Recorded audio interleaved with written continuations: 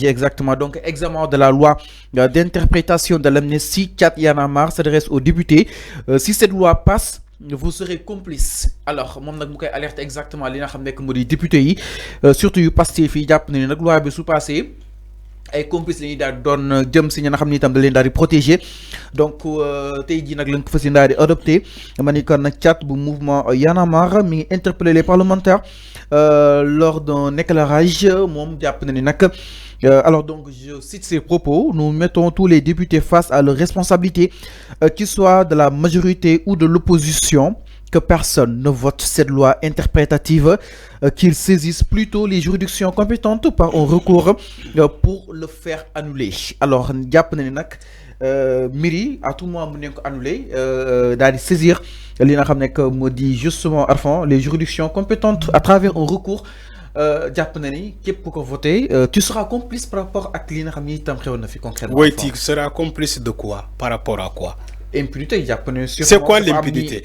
Moi, il faut que les gens comprennent ce qu'ils sont en train de voter à l'Assemblée nationale. Quand il dit que députés qui ont voté, c'est des complices. Des complices à quoi?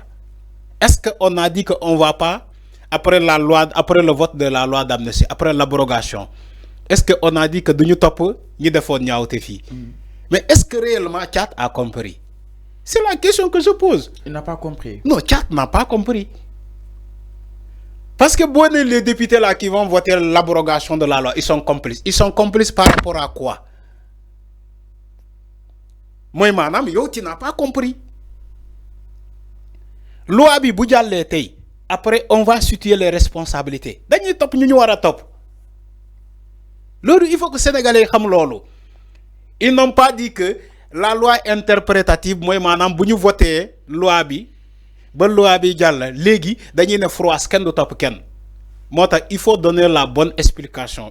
Ça dit que il faut que les gens informent les gens. Mais est-ce que la loi bi enfin là où peut-être nga né d'accord len ci wa Pastef la bëgg wax. Donc est-ce que enfin lo xamni peut-être d'accord ko di nga wër mëna ko rafet na wala rafetul wala ko da nga fay jëlé lépp. Dama né les crimes de sang lañu wax. Les tortures, la torture.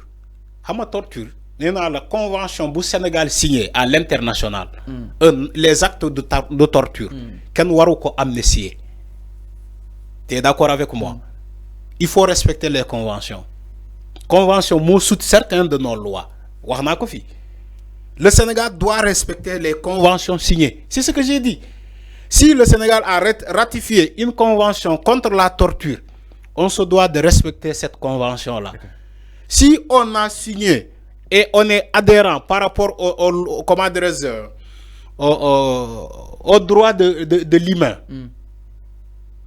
la Convention internationale des droits de l'homme, signée et ratifiée en 1948, le Sénégal n'est qu'un pays membre de cette Convention internationale. Maintenant, pourquoi aujourd'hui, Aïssata Tall Sall n'est loi d'amnistie il faut couvrir les crimes de sang et les tortures. Après yen ngeen taxaw dina non député yi li def ni du lolu. Mais député yi lan lañu wax? Motax il faut comprendre cette loi interprétative. Moi au début j'avais ce problème là de compréhension parce que je ne suis pas juriste. Je n'avais pas compris la loi interprétative, mais je suis allé voir des juristes. J'ai perdu des jours ay fan di tok ak ay juristes di la laaj lan lañ nar. Mota mané la beaucoup de gens c'est vrai que parfois da ngay tomber ci ay erreur de manipulation ñu ne la non ñi lu ñuy def waa Pastef dañoo bëgg sempi seen nit waa Pastef dañoo bëgg sempi sen xalé yi ñi ki yoon ñi pousse ay alkaati parce que dégg naa benn femme di ko wax tey way alkaati ngeen bëgg boum way alkati ngeen bëgg alors que c'est faux. La loi interprétative n'a pas visé les forces de l'ordre. Cette loi-là ne vise pas les forces de l'ordre.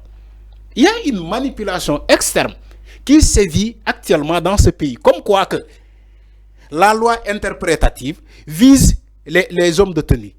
Alors que c'est faux. C'est archi faux. Beaucoup expliquer un citoyen sénégalais, un citoyen lambda, il ne va pas comprendre. Il va se faire berner par ces gens-là qui sont dans les plateaux en train de raconter du n'importe quoi sur la loi interprétative ni que woyi waa Pastef ñoo bëgg simple sen délinquant di buux alkaati c'est faux, c'est diamétralement opposé. Xam nga waa Pastef lan lañu simple ci lan moo tax ñu ne dañuy interpréter la loi, les crimes de sang et la torture. Aïssata Tall Sall moo ko dugal ci biiru loi bi. Aïssata Tall Sall la Aïssata Tall Sall moo dugal loolu ci loi bi ba pare majorité mécanique bu Benno Bokk Yaakaar voté ko. Et pourquoi les gens n'indexent pas Aïssata Tall Sall? Ils indexent waa Pastef parce que ils ont voulu interpréter la loi là, mais les gens n'osent pas indexer Aïssata Tall Sall mi dugal les lois. Mais Fallou lu gën a yéeme mooy lan? Aïssata Tall Sall non seulement dugal na les actes de torture ci loi d'amnistie bi, dugal na les crimes de sang ci loi d'amnistie, waxuma benn yamul ci loolu, dafa dugal même la disparition du gendarme Philibert Sambou et Didier Badji daf ko dugal ci biir loi bi. Donc li Madior Fall doon wax dëgg la. Mais Ismaïla Madior Fall lu mu doon wax dëgg la, ñoom ñoo dew ba ci biir ñu ragal ñu daw deuxième. Il y avait une mafia, c'est du banditisme d'État. Dañoo dugal la disparition de Philibert Sambou et Didier Badji ci loi d'amnistie bi te Ismaïla Madior Fall moo rëccal ba wax ko. Sénégalais yi defu bruit rek ñu rëccee ko daw. Il faut que ngeen comprendre dimension bu ñuy demee. Moo tax si les gens ne communiquent pas, les Sénégalais ne vont pas comprendre. Mais après la ñuy comprendre.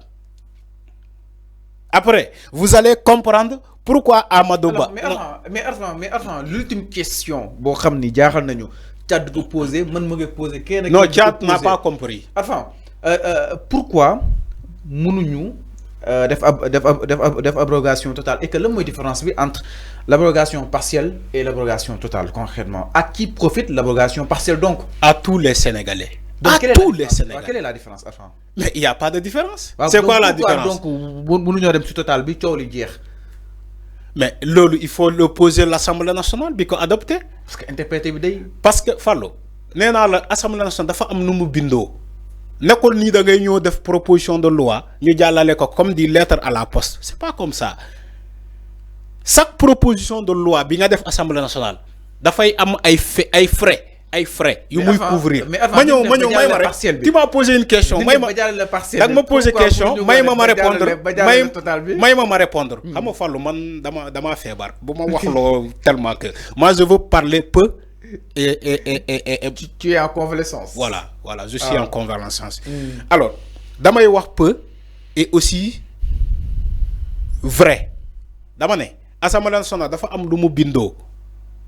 Assemblée nationale boy def proposition de loi doo yem ci def proposition de loi bi kese nga dem déposer ko da ngay am ay accessoires de la proposition de loi yooyu yëpp da nga koy dugal ci loi ci proposition de loi bi.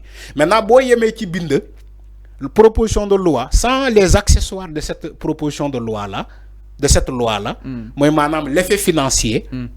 Bu fekkee l'effet financier n'a pas été prévu par la loi des finances ou bien la loi des finances rectificative, ñu am benn prox ndollu bu ñu mën a dugalalaale pour jéem a couvrir cette proposition de loi là ci ay frais financiers foofu laay waxee.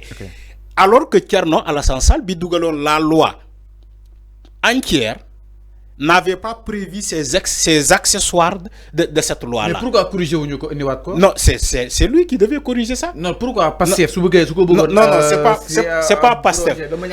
Fallou Pastef avait proposé. Le député non inscrit Thierno Alassane Sall aussi avait proposé. C'est ça la réalité. Maintenant, quand il fait un document de proposition de loi, document bi warul am ay erreur. Fallou yow tey boy déposer une candidature. Ñu ne la am na concours public ñu lancer les papiers à fournir ñu ne Sénégalais bu ne il faut se munir de ta pièce d'identité légalisée. Je te donne un exemple. Il faut se munir d'un extrait de naissance qui date moins de 3 mois, d'un casier judiciaire qui date moins de 3 mois, je ne sais pas si vous voulez, les documents administratifs, certificat de bonne vie et mœurs.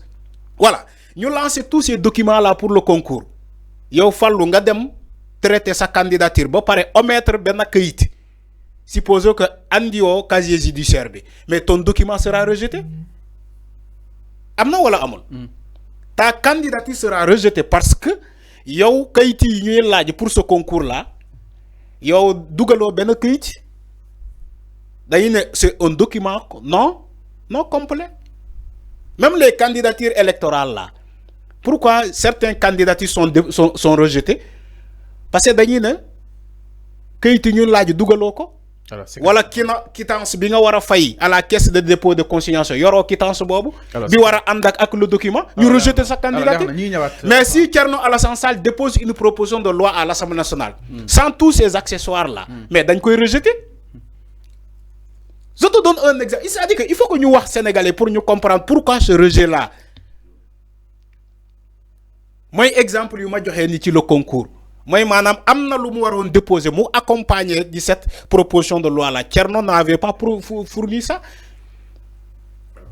Lolu moy Sénégal mi non par rapport ak li nga xamné que modi la sortie de chat bu Y'en a marre japp na ni nak à tout moment on leen daal di war a mën a ànd ak askan wi seen bëgg-bëgg daal di koy abroger totalement te itam képp ku ko voté jàpp ni complice nga alors avant ñoom jàll si beneen